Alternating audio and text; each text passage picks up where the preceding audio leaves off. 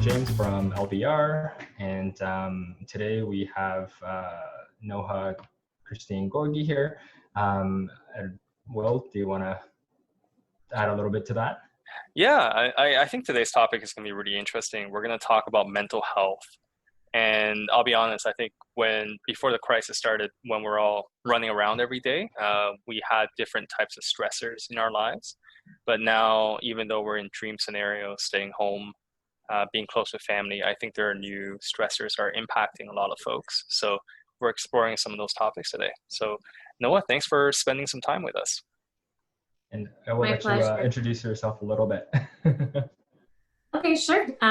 So as they've mentioned, my name is Noha Guorgui, and I'm a psychotherapist. So my job is to walk alongside with people struggling with things like anxiety and depression, or people who have gone through some sort of a trauma. And I also do a lot of couples counseling. And so I'm always happy to advocate for mental health. It's such an important topic. And all of us have mental health. We just have to learn how to be aware of it and take care of it, just the way that we take care of our physical health as well. Right, for Excellent. Sure. No, thank you. That's awesome. So I know, like for myself, during this time in the beginning, the first month or two, it was fun with the kids at home, and everything has been happy, if you will. Like it's a bit, I was like, I want a vacation anyway. It's nice to hang out with family, and it's always amazing hanging out with family. But again, I don't know about you, Will, but for me, like as the days gone by, even just early on this week, seeing some of the numbers getting a little higher, and then like I felt a little more down. Like I told Will this, I felt like I felt a little crappy, and it's I just wanted to see if other people felt the same. And Noha, I'm sure you've talked to some people during this time. What do you feel like some of the trends that you've noticed in terms of mental health during COVID-19? So I think that in general, we're seeing like wherever your baseline was in terms of anxiety, whether you were low on anxiety or high, I think we're generally seeing a little bit of an increase in anxiety. And that's not to say that it's the case for everyone, but it is for a lot of people, right? Also, when we talk about things like depression, one of the worst things when it comes to treating depression is actually isolation. So you can imagine, because we're physically isolating, especially for people who are isolating all by themselves, someone who may have a pre-existing condition of depression, or maybe if it's even been triggered during this time, it can get a lot harder to manage when you're all by yourself. You don't have your support system around you. You don't have your routine that's forcing you to get up in the morning, get dressed and showered. So I think overall we're seeing a lot of people struggle, but at the same time, we're seeing even people who weren't experiencing any issues with mental health now feeling a little bit of something that they can't put their finger on, whether it's a bit of trouble breathing at times, or if they're having trouble falling asleep or staying asleep, or just having what we call runaway thoughts. So we start with something small, like we hear something on the news, and then all of a sudden that thought develops into a much scarier, darker, deeper thought. And we go on that journey emotionally with the thought as well. So these are all patterns that we're definitely noticing. And it really just is about having that self-awareness and being able to say to yourself, like, something is off with me. What is off, and what do I need to do about it? Because we know ourselves best. No, I think those are some great insights. And, to think about the transition between life as it was and post-COVID, I think one of the things you brought up was social distancing and not being around people. Is, in sessions like this, is Zoom a good substitute for that? Or what are some of the risks of using some technology to try to get that social interaction? Yeah, I mean, there's always risks. I mean, at the end of the day, you're still subjecting yourself to screen time, right? So we have children, and obviously a lot of their homework right now is online. And so what we've done to help with that is we try to give them other things to do and also give them a break during the day. So that's something that I took from my teaching background. I used to be a teacher before. Every day after noon, they would go play outside, the students, and then they would have quiet reading time. And that's something that we do in our home as well. So there's soft music playing. They have a book that they enjoy reading, and it's their time to relax. There's not very much stimulation at that point, because it's important to remember that when we're staring at a screen, it's a lot of visual stimulation as well. Right. So I did see one of your earlier guests talking about how for some people the default becomes technology, right? And yes, and you know, I'm a parent, I get it. It's hard, and it's hard not just because maybe we're teaching at home and we're not used to it, but now we're teaching at home, we're working at home, we're managing the home. There's not very much a break for parents right now. And yes, we're enjoying time with our families. We love our families, but at the same time, we are sometimes not able to practice the same amount of self-care that we're normally able to practice, or even have that 20 minutes alone in the car that we would get on the way home from work, right? So yes, there's definitely benefits to things like Zoom, and there's all these amazing online board games that you can play with your friends. There's all these things that you could do, like all these fun games, and also text messaging and just FaceTime. And by the way, we can also do things like just sending each other, like the kids can do little cards for grandpa and grandma, or just bake something and send it over to the family. And that's a way that people will feel connected to each other, even if they're not speaking face to face. Because a lot of the feedback that I'm getting from people is, this is so awkward. Like, we're just going to stare at each other on Zoom, and then what do we say to each other? It's not as authentic. Like, it feels more forced than if they were to go meet for coffee, right? I mean, definitely it feels a bit different. Like, you know, I was going to suggest to my family, like, hey, let's have a dinner and put like an iPad in the front or something and just eat dinner together. But it's weird. It's very odd. And we kind of did that with our church group. You know, we had something like that where we were eating like brunch, and then we just had a screen there on the side where everybody kind of chatted. But it was definitely different. It's not the same as a usual social interaction. And, you know, I guess, you know, one of the things that I've recently heard about is Zoom fatigue, right? And, you know, I don't know what you think about that, and what you've heard about that as well. So here's the thing. When we are seeing someone in person, one of the things that we never have to worry about is that the screen will freeze, right? And oftentimes screens freeze. And whether your job is as a therapist, or if you work in technology, or if you work for an insurance company, whatever it is, when someone freezes in front of you and doesn't have a reaction, you may wonder, are they upset with me? Are they thinking about something? Or is the screen like, it takes a lot of effort to be able to be tuned into someone over Zoom, right?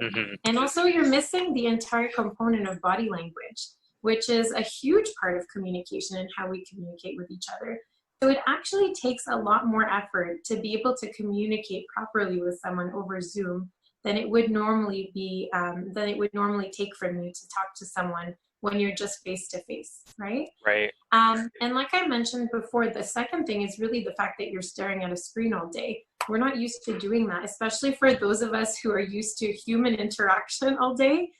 Whether it's being a teacher or a dentist or whatever, it's hard for us all of a sudden to be sitting on a chair all day and just staring at a screen. So just being mindful of the fact that this is a transition for us, and it's okay for us to be exhausted.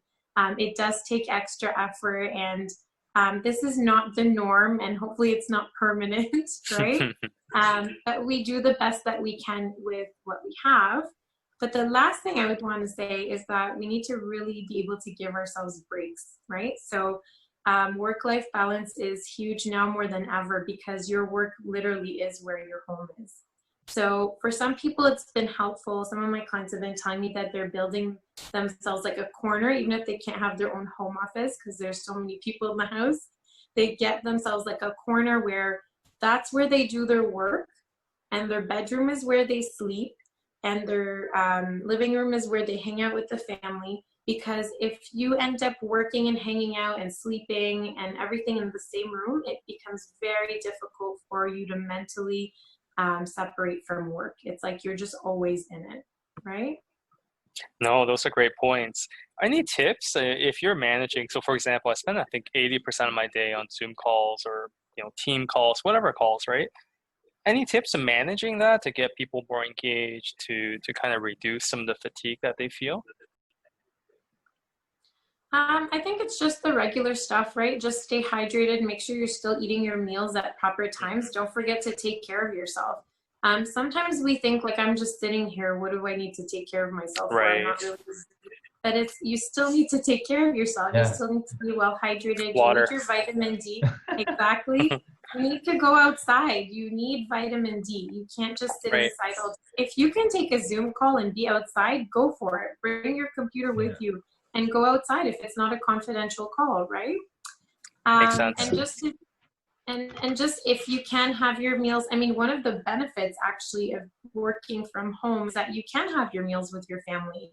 You can have a break and go check in with your family and say hello and then come back, right? So just to be able to have that balance and remembering that you still need to take care of yourself even though you're at home.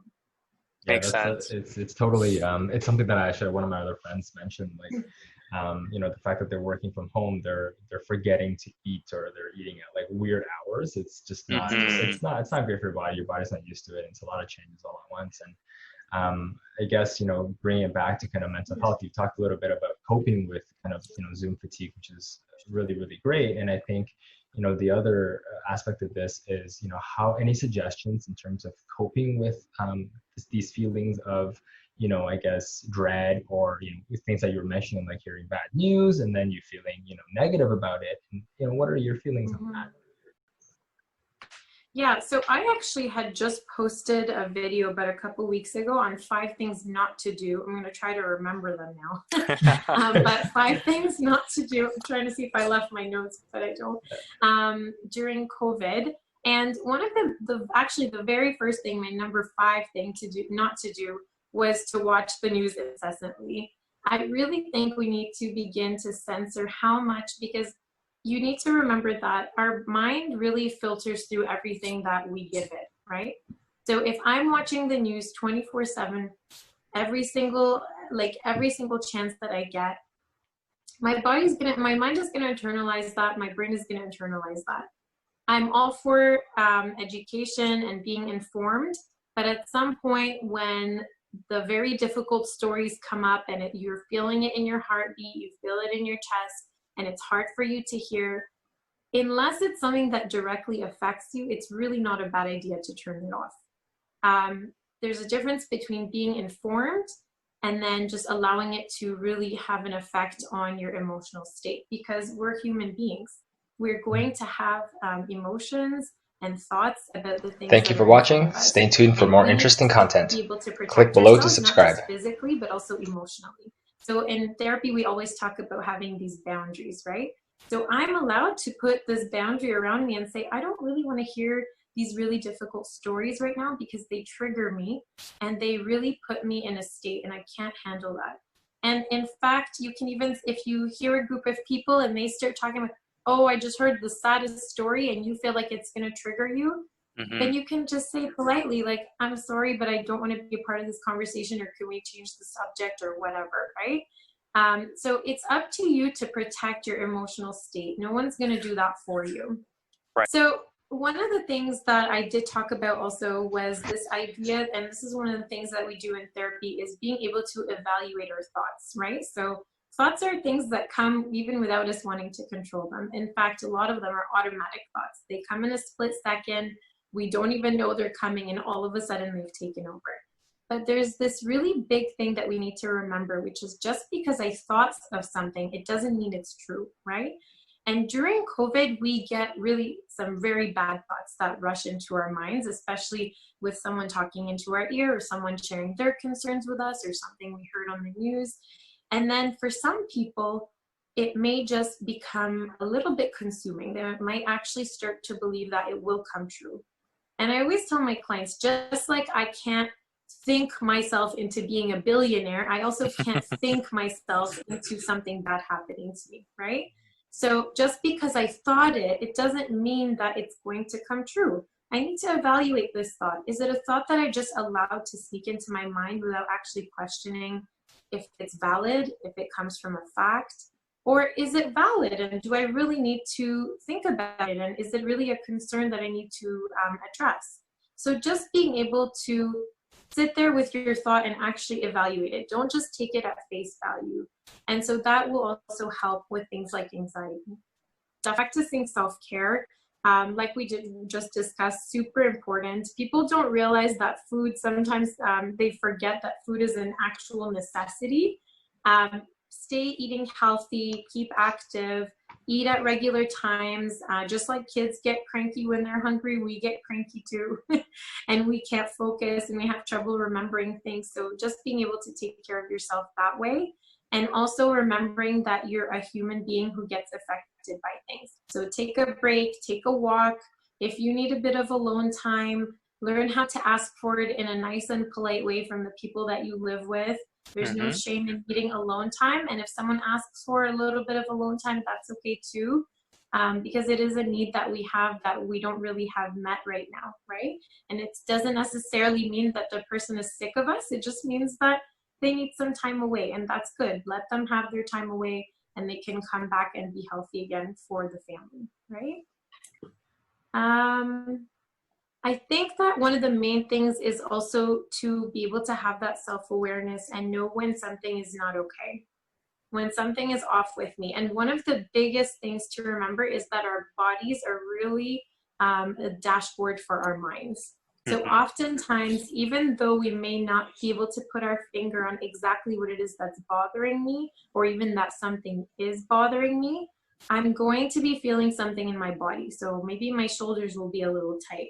Maybe my chest will be a little heavy. Maybe my stomach will like just not be sitting well. Maybe I just feel like a huge tension in my head. I don't know where it's coming from. Those are pretty good signs that something is off and that it's asking for some attention. What's happening with you? So just being able to have, again, that awareness and to also reach out for help when you realize that something is off and maybe I'm not managing it as well as I would like to. What can I do about it? Makes sense.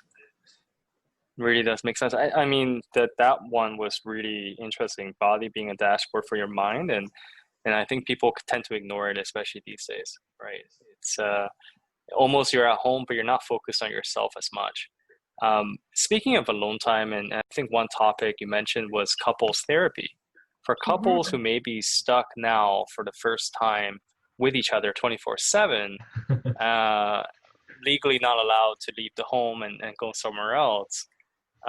What are some tips to try to keep the relationship healthy and to avoid some of the pitfalls? Yeah, so I mean, this is such a broad topic because it really depends on where the couple was at before COVID started. I will say that generally, it's not like COVID is going to start an issue that wasn't already there. It may just bring it to the surface, but it's not going to really create an entire issue on its own, right? I really would suggest the same thing that I always suggest, which is really just communication and learning how to talk to each other about what is my need, what is my expectation, and what is it that I desire out of this relationship, right? So we need to be able to do that at all points in our marriages and in our relationships. If I don't explain what I need, then I can't expect the person to be a mind reader. Even though for me, it might seem pretty simple and clear, it really is very powerful when you're able to sit down and not necessarily give a list of all the things the person doesn't do well, but just to be able to sit down and say, I'm feeling neglected right now, or I'm feeling isolated right now. I need you to come and sit with me. I know you're busy, but maybe we can schedule a time for a date on Thursday night, right? Yep.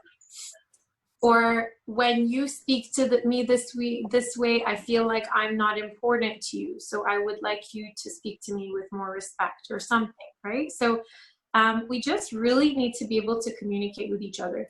I'm all for letting things go when it's not a big issue, only if you really think that it's not going to bother you later on. But if you know it's going to bother you later on, then don't let that resentment build up, because resentment is poison in your relationship. And if you can imagine, every time you build up resentment and this person builds up resentment, it really does create a gap between the two of you, right? So it really is so very important. I can't stress that enough, to just communicate. Even though sometimes it might be scary, you're not sure how the other person is going to take it. But even that on its own is a response. Because if you genuinely and in a non-attacking way express what your needs are, and that person is not able to give you what you need, then that also is some sort of an answer, right? So that might mean that you guys need to seek some help, or that maybe you need to express yourself a little bit better, or have a new way to dialogue with that person. But it's so important to keep talking about what's happening with the person and to let them be in tune with you, right? Especially right now, where whatever marriage that you're in, that is usually two people who are both going through a pandemic, right? So these are two people who are not in their usual environment. They don't have all their usual support systems in place right now.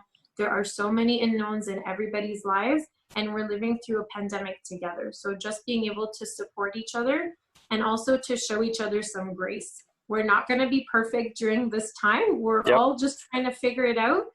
And I really do believe that in marriage, we really need to be able to show each other grace, and to remember that we're human beings. We're going to make mistakes.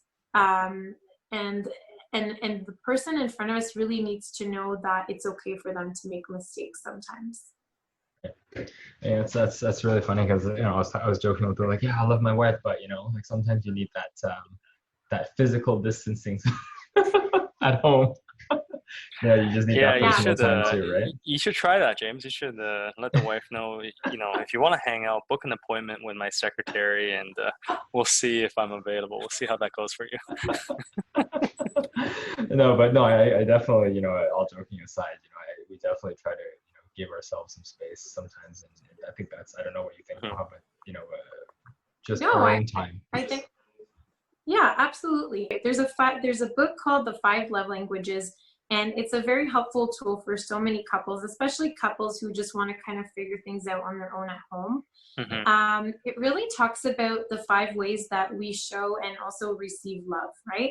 And so one of the ways that usually can cause a bit of problem when we're talking about social distancing from our own spouse, if your spouse is someone who receives love through physical touch, they might feel very hurt if you ask them to always be away from them, right? So just to be aware of the 5 love languages and the different ways that you can express your love and care.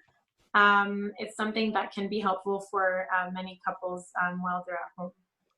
When is it time to really reach out to a professional? When, sometimes I feel down because this is, not a good time, and, I do some fun things and it goes away, right? And it's all good, right? There's a way to, but at what point, is it time to reach out? Both of these different aspects, like mental health as well as, couples bickering.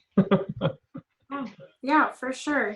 So, I think that somehow we have developed this misconception that we need to wait until things are really bad and I can't take it anymore, and that's when I'm going to ask for help. And part of that is the stigma as well. A lot of us still do avoid reaching out to a therapist or to a doctor because we don't want to have that stigma attached that like something is wrong, right? I will say that therapy is not just for those who just can't take it anymore. In fact, a lot of clients come in a lot sooner, and the sooner you come in, the faster also the progression will be, right? Because you're not at a place of crisis, you're at a place where you're still kind of able to manage things, and we're just working together to build on those strengths and build on coping mechanisms and find healthier ways to think about things and process things. And so the work is not as intensive as if when you would come when it's in full crisis. And the same is to be said about couples. If you show up in my office and you've pretty much already decided to get a divorce, it's not impossible, but it's definitely going to be a lot harder and a lot longer in terms of the work that we're going to do.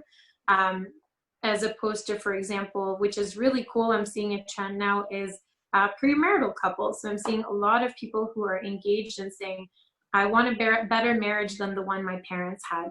I want to start on the right foot. So what can I do to have a good foundation with my spouse, and put this as part of our preparation. So yes, definitely, if you feel like you're in crisis mode, obviously, if there's anything like thoughts of suicide, please do reach out. And I always want to mention, with thoughts of suicide in the York region area, there's always 310 COPE, and never hesitate to call 911 if you really feel like you're in any danger to yourself. But also, please do reach out to your family doctor. Please reach out to a therapist. We're here to help you. These are trained professionals. You're not going to say anything that will shock us. This is what we're trained to do, and this is what we've signed on to do because we have that passion for helping people who are struggling. And then obviously, so again, that idea of self-awareness. If I realize that I can't be myself, something is just holding me back, or I feel like it's starting to interfere with my life, or I feel like I'm not able to manage my emotions as well as I used to, or maybe I don't enjoy things the way that I used to, then it might be a good time to just check in and then talk it through with someone. Say, this is what I'm feeling. What do you think? And that could be a great first step. Great. No, those are some really good points, I think. Very valuable information. Yeah. With that, I think, Noah, thanks so much for your time and really good advice. My pleasure.